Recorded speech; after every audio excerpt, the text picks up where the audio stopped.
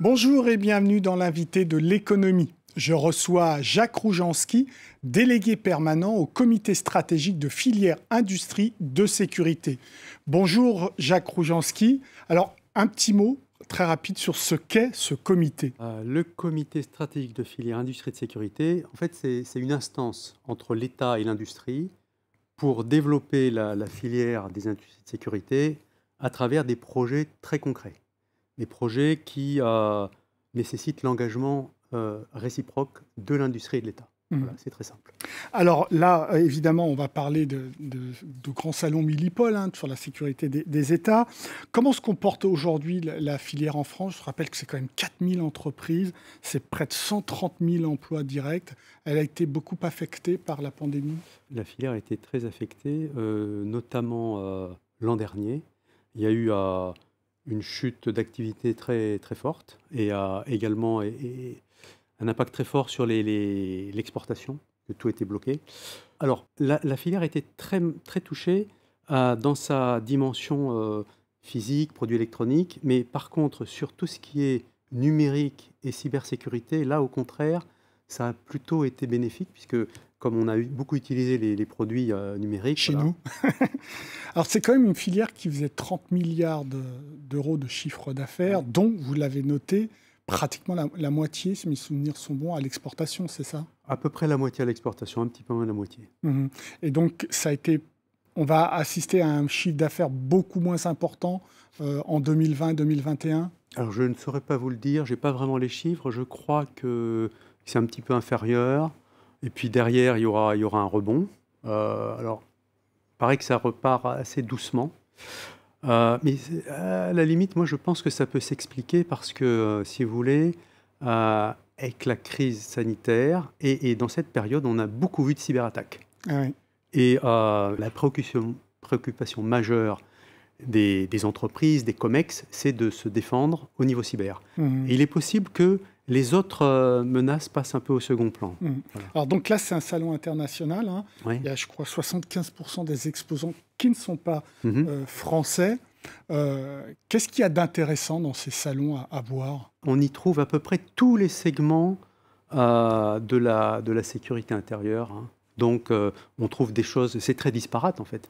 On va trouver des bottes, on va trouver des matraques, des fusils, des systèmes pour les brigades d'intervention, mais on va également trouver des produits beaucoup plus... Enfin, ces produits peuvent être très techno, mais on va aussi trouver des choses qui sont très au numérique, de la cyber, de l'IA, du big data, des traitements très, très élaborés. Voilà, c'est vraiment, on trouve à peu près tout.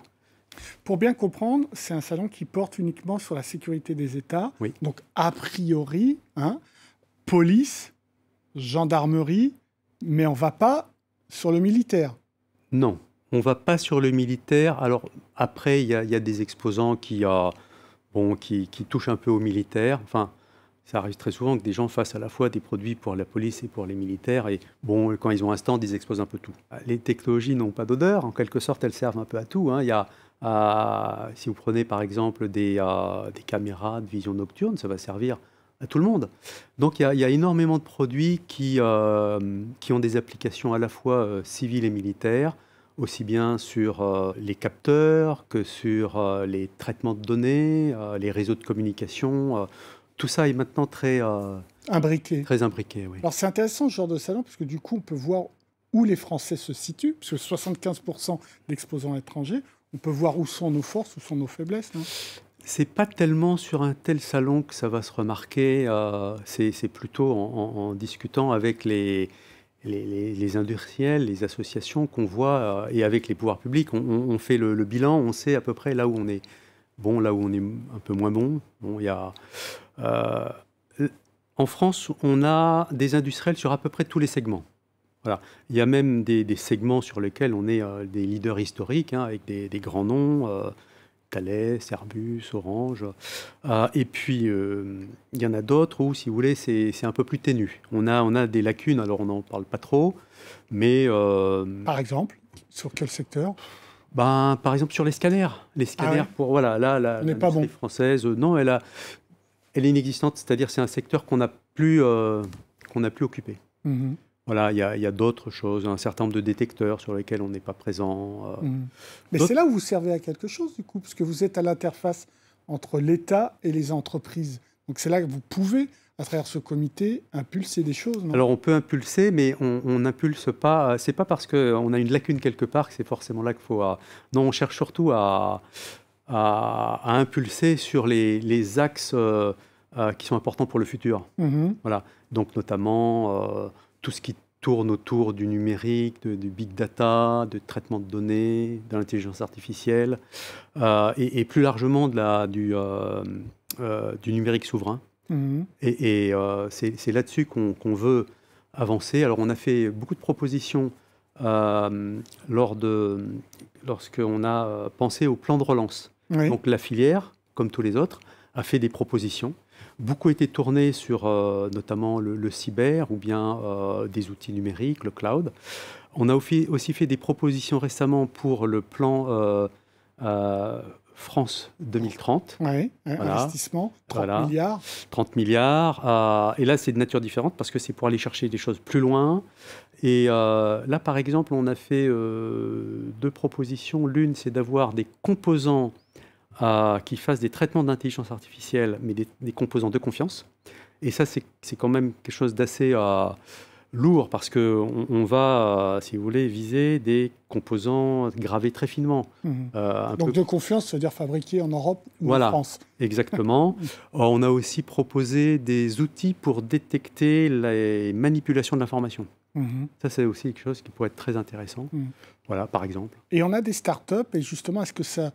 Il n'y a pas peut-être là des petits efforts à faire pour les startups dans ce secteur-là, ou est-ce que vous pensez qu'on... Il y a énormément de startups. Il y a le gouvernement a mis en place tout un tas de mécanismes avec French Tech, des différents outils également en territoire qui permettent aux startups d'éclore. Alors, il y a énormément de startups en France. D'ailleurs, on a des talents. On a en matière, si vous voulez, d'intelligence, que ce soit au niveau académique ou dans l'entreprise, on est très très fort. Donc, ce n'est pas les startups qui manquent. Il y a des outils pour les développer. Et souvent, ce qui manque, ce sont les étapes ultérieures. Là où il faut mettre des tickets très forts pour ce qu'on appelle les scale-up. Et là, c'est vrai que... Là où il faut financer la croissance de l'entreprise. Voilà, et ça manque beaucoup. Et vers là, l'industrialisation voilà. de son produit. Et là c'est une faiblesse française et qui se remarque plus spécialement sur un certain nombre de secteurs qui, pour raison X, sont moins favorisés. Voilà. Vous vous souvenez de l'affaire Pegasus, ce logiciel d'origine israélienne qui a été utilisé pour espionner un certain nombre de journalistes. Nous, les Français, nous avons ces technos et est-ce qu'on les vend? Alors, des technos, oui, je ne peux pas vous dire exactement. C'est des choses quand même très sensibles. Alors, je pense qu'on a toutes les compétences pour disposer de tels outils, d'accord? Si on en a besoin pour notre enseignement, j'imagine que oui, mais là, je ne pourrais pas vous en dire plus. Mais d'un point de vue éthique, il y a une réflexion pour dire que ce genre de techno doivent rester absolument dans la sphère sécuritaire et militaire de l'État? Absolument. Et d'ailleurs, si vous voulez, nous, dans la filière française, on a un gros motto, c'est qu'on doit être irréprochable au niveau de l'éthique. Et c'est...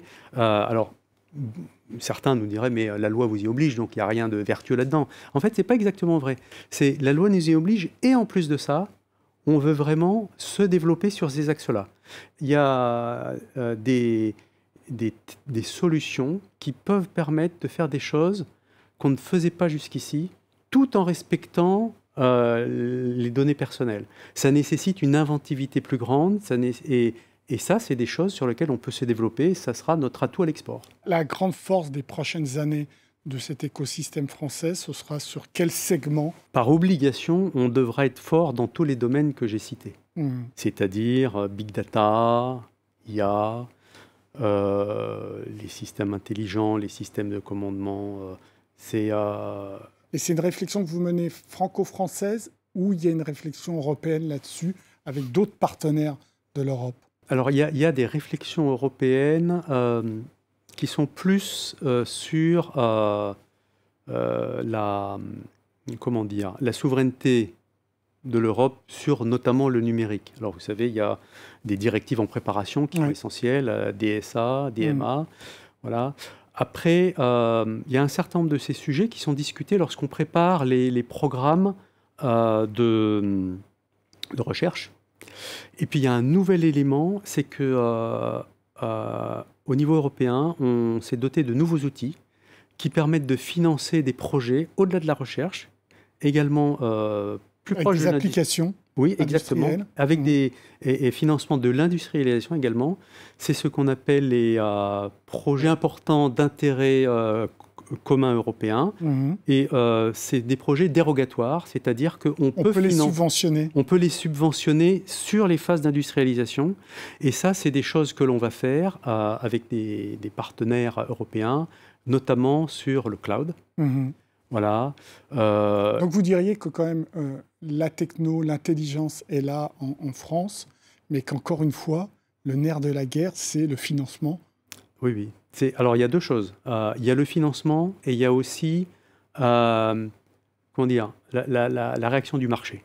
En fait, parfois on a de très bons produits, mais les utilisateurs, les clients, tardent à se détourner des offres américaines pour venir vers nos produits. Donc il faut les deux choses. Il faut de l'argent pour développer des offres haut niveau, notamment en cloud par exemple.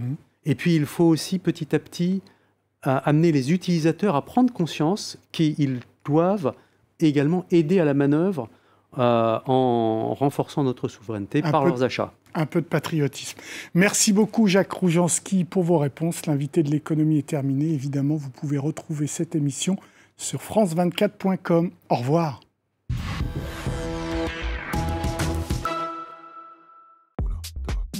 Votre programme avec Pin-Up Secret. Secret d'une peau parfaite. Disponible en pharmacie.